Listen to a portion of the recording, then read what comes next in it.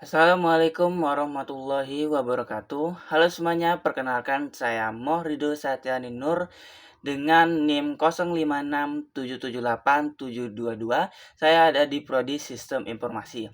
Nah, pada video kali ini saya akan membahas tema pelajaran dari sejarah Pancasila bagi generasi muda dengan fokus pada proses lahirnya Pancasila, mulai dari BPUPKI, Piagam Jakarta, hingga adanya PPKI.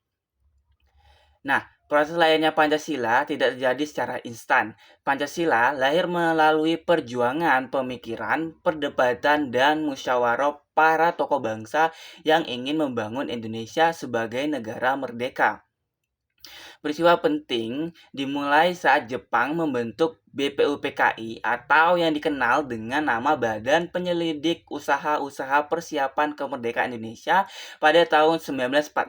Dalam sidang BPUPKI, para tokoh bangsa seperti Muhammad Yamin, Supomo, dan Insinyur Soekarno menyampaikan gagasan tentang dasar negara Indonesia.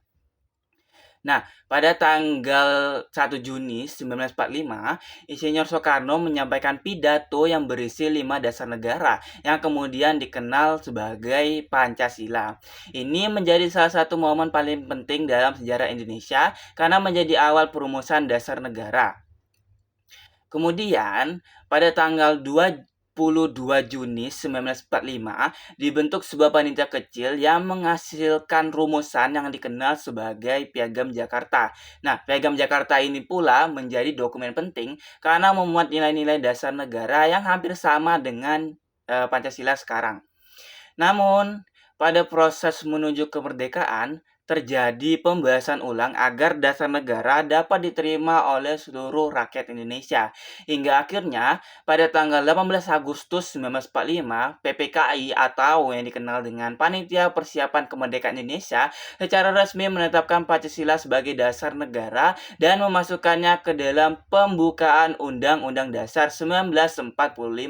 Nah, dari peristiwa ini, kita bisa melihat bahwa nilai Pancasila itu sangat jelas tercermin, terutama nilai persatuan, musyawarah, dan toleransi. Para pendiri bangsa tidak memaksakan kehendak pribadi, tetapi memilih jalan kompromi demi kepentingan bangsa yang lebih besar.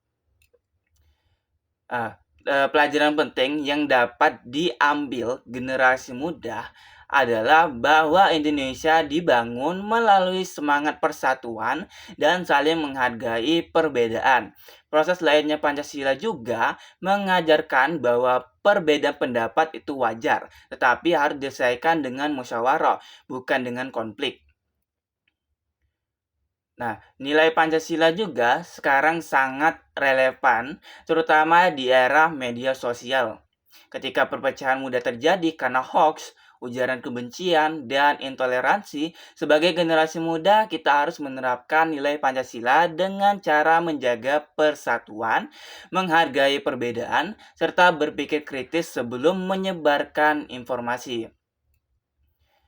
Nah, untuk kesimpulannya yaitu sejarah lahirnya Pancasila bukan hanya cerita masa lalu, tetapi juga pedoman moral yang harus terus kita pegang agar Indonesia tetap kuat dan bersatu. Sekian dari saya. Wassalamualaikum warahmatullahi wabarakatuh.